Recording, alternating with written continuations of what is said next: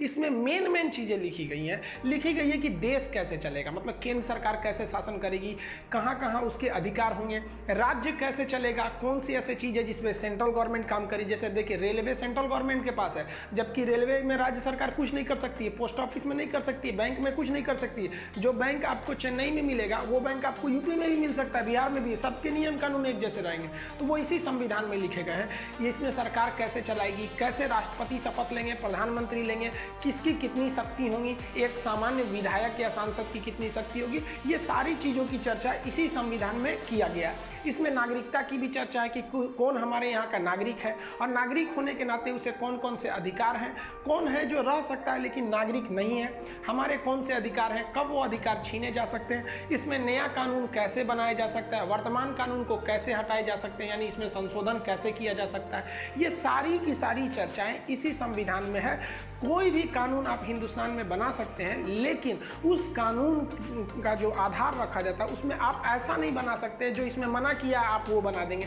जैसे इसमें कहा गया है कि हर व्यक्ति का अधिकार है वो वोट डाल सकता है। अब आप ऐसा नहीं कर सकते कि उसके जाति धर्म के आधार पर उसका वोटर लिस्ट से नाम हटा दीजिए। पता चला किसी एक धर्म का नाम हटा दीजिए कि ये धर्म के लोग वोट नहीं देंगे, तो संविधान कहता है कि नहीं भैया आप धर्म के नाम पर नहीं हटा सकते। तो ऐसा संसद कहीं कानून नहीं बना सकती। जब इस संविधान को बनाया जा रहा था तो इसको कोशिश ऐसा किया गया कि जब भी हमें संविधान की जरूरत पड़े, कुछ चीज़ों पर फंसे, तो हमें फटाक से वो चीज़ मिल जाए। तो अगर इस संविधान को कहानी की तरह लिख देते तो पता ही नहीं चलता किस पेज पर कौन सा चीज़ लिखा गया है। तो इसको पॉइंट टू पॉइंट लिख दिया गया है ताकि खोजने में आसानी रहेगी। जैसे कैसे आप किसी चीज़ को खोजते हैं किताब में तो पेज नंबर के हिसाब से खोज देते हैं, तो आप भी अगर नोट्स बनाते होंगे तो तीर दे दे के नोट्स बनाते होंगे। उसी तरह इस संविधान में जो पॉइंट दिए गए हैं उस पॉइंट को आर्टिकल्स कहते हैं, हिंदी में इसको हम अनुच्छेद कहते हैं। इसमें अभी वर्तमान में 395 अनुच्छेद है। इसको ABC करके एक्सटेंड किया जा सकता है, बट ये 395 से नंबरिंग नहीं ले जाएंगे, 395 ही रहने देंगे, ABC जोड़ेंगे वहाँ पे। तो इसमें अनुच्छेद होते हैं, इसमें धारा का प्रयोग नहीं किया जाता। अनुच्छेद क्या होता है? पॉइंट होते हैं। जैसे हम कहेंगे कि भैया आप बताइए राष्ट्रपति किस में है, तो अनुच्छेद 52। तो हम खोलेंगे तो आराम से, मान लीजिए हमने कोई पेज खोला तो वहाँ पे लिखा हुआ अनुच्छेद 35, तो हम आराम से समझ जाएंगे तो 35 है। राष्ट्रपति की चर्चा करेंगे 52 में तो और घसका के चले जाएंगे। तो ये अनुच्छेद एक पॉइंट है जो हमें इस बात की सहूलियत करने देता है कि कौन सी चीज़ें कहाँ है। जैसे हम लोग इसमें तो थोड़ा सा धुंधला दिख रहा होगा, जैसे मान लीजिए कि भारत राज्यों का संघ है, हम किसी दूसरे राज्य को भारत में मिला सकते हैं कि नहीं, तो ये अनुच्छेद 2 में लिखा है। जैसे सिक्किम को भारत में मिला लिया गया 16 मई 1975, उससे पहले सिक्किम भारत का नहीं था, वो एक स्वतंत्र देश था। और अनुच्छेद 3 में लिखा है कि वर्तमान राज्यों को तोड़ सकते हैं, आंध्र प्रदेश से तेलंगाना अलग हो गया, बिहार से झारखंड, ऐसे। तो ये अनुच्छेद में लिखे गया। वैसे ही संसद कहाँ है, तो 79 में संसद की चर्चा है। तो आप जब इस किताब को खोलिएगा और इत्तेफाक से मान लीजिए आपने 40 नंबर अनुच्छेद खोल दिया, तो आपको लगेगा ना नहीं हमको संसद के बारे में पढ़ना है, वो 79 में, तो आप आराम से पहुंच सकते हैं वहां पर। तो ये सहूलियत देने के लिए अनुच्छेद यानी आर्टिकल्स बना दिए गए। अगर कहानी की तरह लिख देता तो आपको पढ़ना पड़ता, अरे भाई साहब कहाँ का संसद निकल तो नहीं गया, समझ आ गया। विकिपीडिया की तरह इसे बना देता सीधे, तो खोजते रहो जो घसका के बोर होकर छोड़ देते। लेकिन आप ही बताइए, हिंदुस्तान में तो बहुत सारे ऐसे मामले हैं जो इस संविधान में लिख ही नहीं जा सकते हैं। तो इसीलिए इस संविधान में है कि आप अलग से कानून बना सकते हैं, लेकिन ऐसा मत बना दीजिएगा कि इससे उल्टा हो जाए। तो हम लोग क्रिमिनल कानून अलग से बनाए हैं और सिविल कानून भी बहुत अलग से बनाए हैं। बात करते हैं सिविल कानून की। सिविल कानून उसे कहते हैं जिसमें मारपीट, गुंडागर्दी, डकैती, रेप, धमकी, ये सब चीज़ें नहीं रहती है।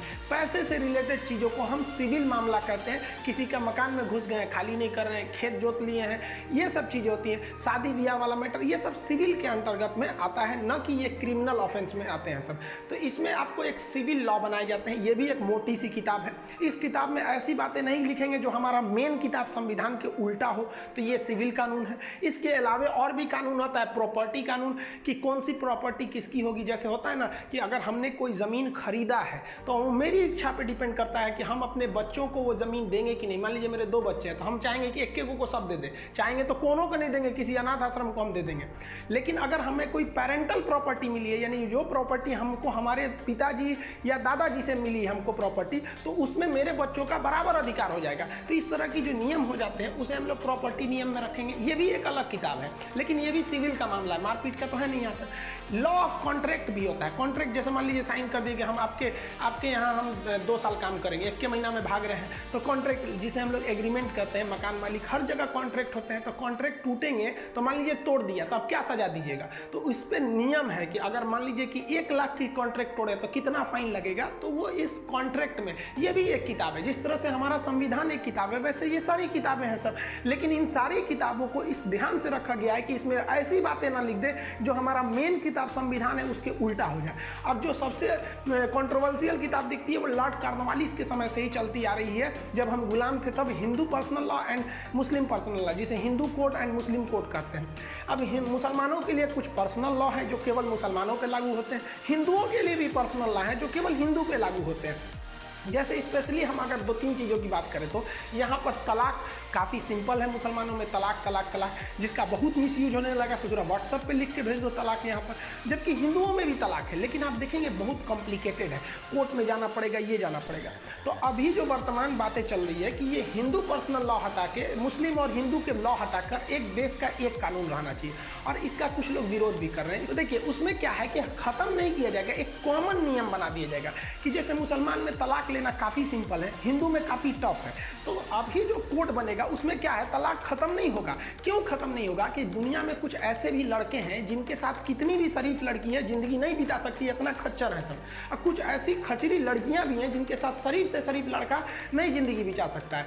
क्योंकि अगर बातों से कोई समझ सकता तो बांसुरी बजाने वाला कृष्ण कन्हैया कभी महाभारत होने ही नहीं देते। कुछ लोग ऐसे होते हैं जो सुधर ही नहीं सकते हैं। तो संविधान में ऐसी जगह दिया जाएगा, लेकिन हम मिसयूज नहीं, जो फेसबुक पे बोलता है तलाक तलाक तलाक, ये गलत है। तो इसको एक कॉमन बनाया जाएगा, उसी को हम लोग कहेंगे civil code, uniform civil code. तो ये जितनी चीजें हैं ये क्रिमिनल नहीं है, सिविल। सिविल मतलब होता है व्यवहार, नहीं बोलते व्यवहारिक नहीं हो क्या, एकदम सिविल नहीं हो। तो सिविल लोगों की जगह को सिविलाइजेशन कहते हैं, सभ्यता कहते हैं। तो ये सब लोगों को सभ्य बनाने के लिए सब कानूनें बनाई गई हैं।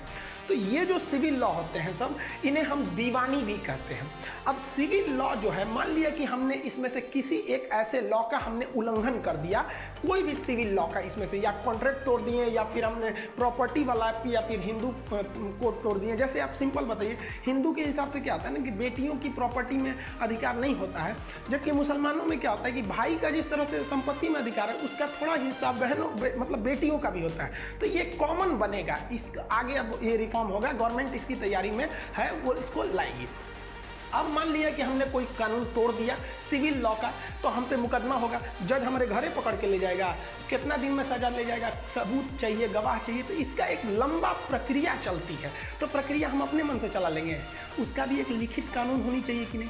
तो वो लिखित कानून की किस तरह से कोई सिविल लॉ टूटने पर उस व्यक्ति पर मुकदमा चलाया जाएगा, कब उसे गवाही के लिए बुलाया जाएगा, कब सबूत माना जाएगा, कब कहा जाएगा कि अगली तारीख पर आइएगा। तो एक प्रोसीजर होता है ना जी, तो उसी प्रोसीजर को हम लोग कहते हैं सिविल प्रोसीजर कोड। उस प्रोसीजर के लिए भी किताब है, नहीं तो सब वकील कहेगा नहीं ये हमारा प्रोसीजर, ये हमारा प्रोसीजर। तो एक नियम कानून होना चाहिए कि नहीं, जो जज भी फॉलो करे कि भाई साहब आप कोई सबूत दिखाने से पहले हमको पहले सूचना दीजिएगा कि हम ये सबूत दिखाना चाहते हैं। ये नहीं कि सीधे जज साहब को चलिए, जज साहब लीजिए सबूत है, लीजिए, तो फेंक देगा जज, कहेगा कि बकलोल कहीं का, तुम कैसा वकील है। इसीलिए ना आप डायरेक्ट वकील जज से बात नहीं कर सकते, क्योंकि आपको कोई भी प्रोसीजर नहीं पता है, वकील को प्रोसीजर पता होता है। तो एक नियम कानून होता है कि सीधे जज को नहीं दे सकते हैं, उसके लिए पेशकार होता है, नियम कानून होते हैं।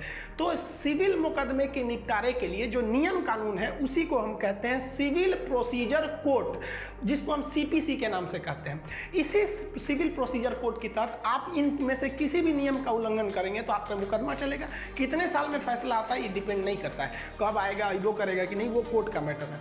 लेकिन जब फैसले आते हैं इसमें तो आपको दंड नहीं दिया जाता है, ना ही आपको जेल दिया जाता है, ना कुछ। आप पर आर्थिक जुर्माना लगाया जाता है, मुआवजा दिया जाता है। जैसे हमने किसी का कॉन्ट्रैक्ट तोड़ दिया, हमने ठेका लिया, हमने उस काम को नहीं किया, तो हमको जेल नहीं होगा, हमसे कहा जाएगा नहीं इतना पैसा भरिए। अब इतना पैसा नहीं भरेंगे ना तब जेल कर देगा, डायरेक्ट इसमें जेल की सजा नहीं होती है। यही फायदा होता है दीवानी का। इसमें होता है कि भैया आप कंपनसेशन चलता है, दंड नहीं दिया जाता है इसमें। सिविल प्रोसीजर कोड यानी सीपीसी तो समझ गए, अब आईपीसी समझते हैं। मान लीजिए किसी को गोली गोली मार दी है, बम मार दिए, कह दिए धमकी दे देते देख लेंगे तुमको, या फिर रेप कर दिए, अपहरण किडनैप कर दिए, फिरौती मांग दिए, मतलब ऐसी खतरनाक अपराध कर दिए, तो उसके लिए अब ये मामला सिविल में नहीं जाएगा, अब इसे दिया जाएगा क्रिमिनल में।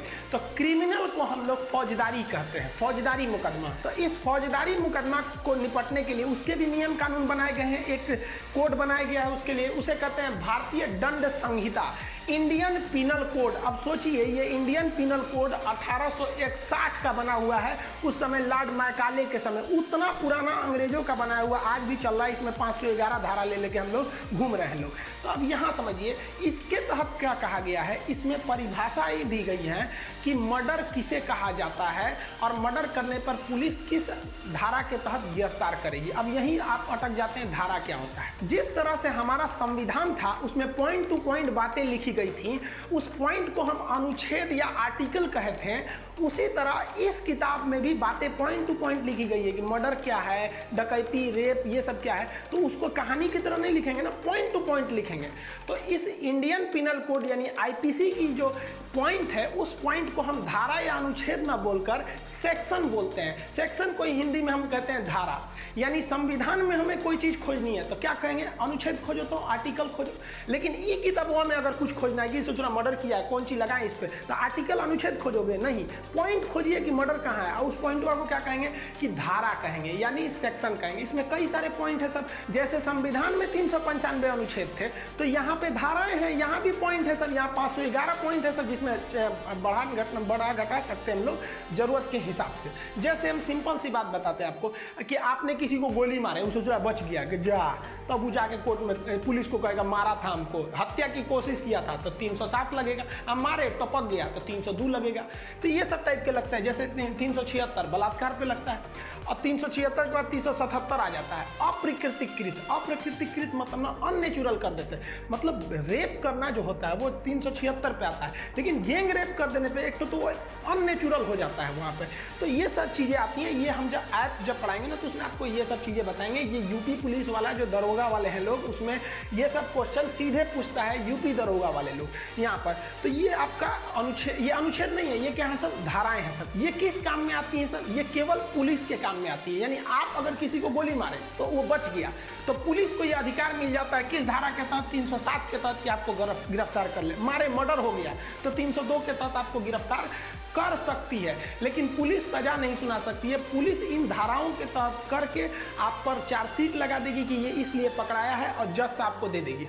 अब कोर्ट में प्रक्रिया शुरू होगी, अब आगे की प्रक्रिया कोर्ट में हो जाती है। इसको हम लोग क्या कहते हैं, धारा। उर्दू में इसे हम लोग क्या कहते हैं, ताजीराते हिंद। जैसे भारतीय दंड संहिता को क्या कहते हैं, ताजीराते हिंद। मूवी में सुनते होंगे ना, ताजीराते हिंद दफा 302। दफा मतलब ये, धारा को ही क्या कहते हैं, दफा। तो ताजीराते हिंद दफा 302 के तहत आपको मुलजिम करार दिया जाता है। तो मुलजिम करार दिया, अब आपको सजा सुनाएगा कि कितने साल की आपको सजा सुनाई जाती है। तो आईपीसी केवल आपके अपराध की परिभाषा है और वो पुलिस को यह अधिकार दे देता है कि इस आईपीसी यानी इस धारा के तहत आप गिरफ्तार के लिए। संहिता का मतलब होता है नियम कानून। दंड के लिए क्या नियम कानून है, दंड संहिता। चुनाव का क्या नियम कानून है, आचार संहिता। शादी ब्याह का क्या नियम है, वो सिविल संहिता। ये आप लोग सुनते होंगे ना, संहिता वगैरह। मान लिया कि मर्डर कर दिए तो आईपीसी की धारा में मर्डर की परिभाषा है और आपको 302 धारा के तहत पुलिस गिरफ्तार कर लेगी। अब आपको कोर्ट में प्रस्तुत कर दिया जाएगा यहाँ पर। अब उसमें भी नियम कानून है, पुलिस रिमांड पर भेजें कि जुडिशियल रिमांड पर भेजें, सबूत कब आएगा, गवाह कब आएगा, जो पहले से लंबित मुकदमे है वो कहाँ जाएगा। पुलिस अरेस्ट की है किसी को तो पुलिस 24 घंटा से ज़्यादा थोड़ी रख सकती है, वो जेल में देगी। जेल एक अलग डिपार्टमेंट है, ये पुलिस को, जेल पुलिस से कोई लेना देना नहीं है। वहाँ जेल में जाएंगे तो खाना कौन सी खाएगा भाई, खाना पीना खिलाइएगा ना, मरीजवा मर जाएगा वहाँ पे। तो कोर्ट ससुरा जो क्रिमिनल को लेके आती है, वो क्रिमिनल के लिए भी एक अलग प्रोसीजर अपनाना पड़ता है कि कब ये सबूत देगा, कब इसको गीता या कुरान पे कसम खिलवाएंगे, कब इसको भेजेंगे, कब इससे पूछेंगे। तो एक प्रोसीजर है ना जी। 4-5 साल मुकदमा चलता है, तो बहुत कम बोले 4-5 साल मुकदमा, 30-30 साल मुकदमा चलता है। तो मुकदमा जो, जैसे हम लोग ने सिविल मुकदमे के लिए सिविल प्रोसीजर कोड अपनाए थे, उसी तरह क्रिमिनल मामले के लिए क्रिमिनल प्रोसीजर कोड अपनाएंगे, जिसे हम लोग कहेंगे CRPC। उसको हम समझे, CRPC जो होता है वो कोर्ट के काम में आता है। प्रोसीजर जो भी होते हैं वो कोर्ट के काम में आते हैं। ऐसे आपने सुना होगा मूवी में, हम तो रियल में देखे हुए हैं। देखिए ये दूसरे का फोटो नहीं है, मेरा ही है। स्टूडेंट्स की लड़ाई के लिए ना हम लोग बहुत बार जेल गए। देखिए पहले क्या था कि आदमी ऑफलाइन पढ़ाता था, तो बिहार भर के लड़के जानते थे लोग यहाँ पे। अभी क्या है कि लॉकडाउन की वजह से आपको मजबूरी में यूट्यूब पे आना पड़ गया। हम लोग तो लॉकडाउन नहीं रहता तो कभी हम यूट्यूब पे भी नहीं आते, तभी तो पूरा इंडिया के लड़के जान गए। और इंडिया के लड़के जान गए तो हम लोग कोई पूरी इंडिया की समस्या समझ गए कि भाई साहब जो समस्या बिहार यूपी के स्टूडेंट के लिए ना पूरे इंडिया के लिए है, तो अब तो हमको लगता है भाई पूरा इंडिया वालों के लिए लड़ना पड़ेगा। अब देखते हैं कितनी बार जेल जाना पड़ेगा। कई बार तो जज पहचान गए थे सके तो कि बार बार चला आता है यहाँ पे। तो हम लोग कोई बहुत भयंकर मर्डर के केस में नहीं गए, स्टूडेंट के मांग के लिए चले गए। अब सरकार बातें नहीं सुनती है। नीतीश कुमार को देखिए कोरोना की वजह से कह रहे हैं कि नहीं ग्रेजुएशन सर्टिफिकेट लाइए पूरा पास का 3 साल का, तब हम दरोगा का फॉर्म भरने देंगे। गलती बात है ना। अब हम यही ऑफलाइन में रहते तो उखाड़ देते, पटना में पूरा बवाल करते, नीतीश कुमार उठा के भेज देते जेल में, फिर हमारे ऊपर लगता क्रिमिनल प्रोसीजर कोड, क्रिमिनल ऐसे पूरा भयानक भीड़ उठा के लाया है कि क्यों आपने ग्रेजुएशन मांगा। कोरोना की वजह से सबका ग्रेजुएशन अटका हुआ है। ऑफलाइन रहते तो अभी तक जेल में हम चल गए रहते। तो ये सब प्रोसीजर, इसको हम आपको अच्छे से समझा देते हैं क्योंकि हम सब फेस किए हुए हैं ये सब चीज़ को, और अभी फिर करने वाले हैं क्योंकि भाई पूरा इंडिया के लिए जब मुद्दा उठाएंगे तो फिर तो जाना ही पड़ेगा जेल में। तो कैदियों के लिए जजों के ऊपर भी एक प्रोसीजर होता है जिसे हम लोग कहते हैं क्रिमिनल प्रोसीजर कोड। क्रिमिनल को शॉर्टकट में CRP मतलब प्रोसीजर, सी से code, criminal procedure code CRPC होती है। इसमें भी अनुच्छेद नहीं प्रयोग किया जाएगा, इसमें भी धारा या सेक्शन किया जाएगा। अब मान लीजिए कोई आदमी जेल में है, अब दरोगा आके कहेगा कि जज साहब हम इसको पुलिस रिमांड पे लेना चाहते हैं, तो जज झाड़ देगा चट्टा कहीं का, जब अरेस्ट किया था तब क्यों नहीं पूछा था इससे पूछताछ करने के लिए। अब हम इसको न्यायालय के अंडर में आ गया, अब ये जुडिशियल रिमांड पर है, न्यायिक रिमांड पर है, अब तुम नहीं ले जा सकते हो, अब इसको जेल में रहने दीजिए। जेल में कोई नहीं पीटता है, जेल तो एकदम आराम की जिंदगी होती है। जेल में क्या, अब हम आपको पूरा बताएंगे जेल में कैसे खाना मिलता है, कितना टाइम पे मिलता है, कितने पैसे मिलते हैं, A to Z बताएंगे एकदम बढ़िया से, आप टेंशन नहीं लीजिए। जेल में तो कोई दिक्कत नहीं है। सजा कभी कभी इस क्रिमिनल प्रोसीजर कोड में ये भी बात है कि पुलिस जो है अगर इन्वेस्टिगेशन में आपको पूछताछ के लिए मांगना चाहती है तो कोर्ट से कहेगी कि जज साहब जो कैदियां आपके पास है ना, आप जो जेल में भेजे हैं न्यायिक हिरासत में, उसको जेल से मंगाकर पुलिस रिमांड पे भेज दीजिए। और जिन ससुरों को जुडिशियल रिमांड से जज बुला के पुलिस रिमांड पे भेजेगी, उनको जो धोएगा सब ना, उनका कोई हिसाब नहीं, बहुत बढ़िया से धोएगा सब। और उसके बाद जज के पास आएंगे ना वापस, तो जज पूछेगा पिटाए नहीं ना थे, कहेंगे नहीं, और जहाँ कह दिए आप हाँ, तो जज तो पुलिस को वहीं पे करिए। जज का पावर इतना होता है ना कि DM SP को वहाँ पे उल्टा सीधा बोल देते हैं सब। हम अपने आँख के सामने देखें, उनका पावर बहुत होता है। तो वो आपको पीटेंगे सब, कहेंगे सर कि कोर्ट में बोलना मत, अब बोल दिए तो फिर तो बढ़िया से पीटेगा सब।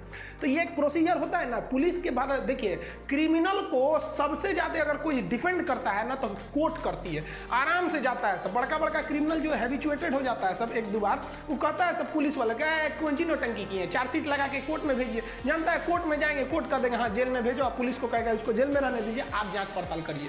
जांच में पता चल जाएगा क्राइम है तो कह देगा हाँ आप 3 साल जेल में रहिए, जाइए जेल में खाना खाते रहिए, 3 टाइम मिलेगा। ओवरऑल अब समझिए यहाँ पर हम जो एक सबसे बड़ी जो किताब है वो है संविधान। संविधान में जो पॉइंट टू पॉइंट बातें लिखी गई हैं उसे अनुच्छेद या आर्टिकल कहते हैं, 395 है। इस संविधान के अधीन सारी किताबें आती हैं, सुप्रीम कोर्ट हो गया, पुलिस हो गया, कुछ भी हो गया इसी संविधान के अंडर आएंगे। इससे बड़ा कोई नहीं है इस देश में, यही सबसे बड़ा है। अब इसमें जो है सिविल लॉ है, जो दीवानी मामले हैं, उसमें मुस्लिम लॉ है, हिंदू लॉ है, कॉन्ट्रैक्ट लॉ है, कई ठो हैं। इनको निपटारा के लिए आपके पास है सिविल प्रोसीजर कोड, दीवानी मुकदमे, इसमें पेपर तगड़ा है जीत जाएंगे, पेपर तगड़ा नहीं है तो हार जाएंगे। अब आता है क्रिमिनल वाला, कोई गड़बड़ सड़बड़ काम किए हैं तो पुलिस किस तरह से गिरफ्तार करेगी, तो IPC इंडियन पिनल कोड ताजीरात हिंद के तहत गिरफ्तार कर लेगी। लेकिन पुलिस सजा तो दे नहीं सकती है, ये हैंडओवर कर देगी कोर्ट को। अब कोर्ट में एक प्रोसीजर चलेगा मुकदमा चलाने का, तो उसे कहेंगे क्रिमिनल प्रोसीजर कोड, CRPC कहेंगे। समझा गया कि नहीं आएगा? इन किताबों में भी कुछ कुछ चीजें पॉइंट टू पॉइंट है, उस पॉइंट को हम सेक्शन, धारा या दफा कहते हैं, जबकि इसके पॉइंट्स को हम आर्टिकल्स कहते हैं। अब बहुत सी चीज़ें होती हैं जैसे पुलिस स्टेशन में FIR लिखवाना है, या फिर आपको सनहा लिखवाना है, या फिर आपको 0 FIR लिखना है। किसी का 20 रुपये का सिम कार्ड गिर गया तो FIR नहीं लिखते हैं सब, लेकिन उस सिम कार्ड से मिसयूज हो जाएगा तो आप फंस जाएंगे। तो इसके लिए आपको NCR लिखवाना पड़ेगा। वो क्या चीज़ होता है इसको समझा देंगे। ये पुलिस रिमांड कैसे लेती है, ये चार्जशीट उर्सीट लगा के जेल में भेज देती है, जेल में कितने टाइम पे खाना मिलता है, कितना पैसा मिलता है, क्या क्या सुविधाएं मिलती है, क्या बाहर से लोग हमसे मिलने आ सकते हैं, बाहर से खाना मंगा सकते हैं कि नहीं मंगा सकते हैं, इसमें हमको वर्दी ड्रेसवा तो ऐसे नॉर्मल जाइएगा तो यही कपड़ा पे छोड़ देता है सर, एकदम परमानेंट हो गए कि नहीं भैया ज़्यादा दिन रहने वाला है तभी आपको नंबर देगा, नहीं तो सबको नंबर नहीं देता, जिसको नंबर दे दिया समझिए कि सीनियर है। इसके अलावा आप देखेंगे कि जज और मजिस्ट्रेट होता है, कभी कभी आपको जज के पास ले जाया जाएगा, नॉर्मल मैटर है तो मजिस्ट्रेट के पास ले जाएगा। इसमें क्या अंतर होता है जज और मजिस्ट्रेट में? जज में भी देखते होंगे जज होते हैं, एक तो जस्टिस होते हैं, एक न्यायाधीश होते हैं, एक दूसरा न्यायमूर्ति होता है सब। और यहाँ तो इस चीज को तो समझना जरूरी है कि आपका केस समन वाला केस है कि वारंट वाला केस है, और इसमें अंतर नहीं समझेंगे ना तो उठा ले जाएगी पुलिस, फिर बढ़िया से धोएगी आपको। तो आई होप जो धारा अनुच्छेद ये सब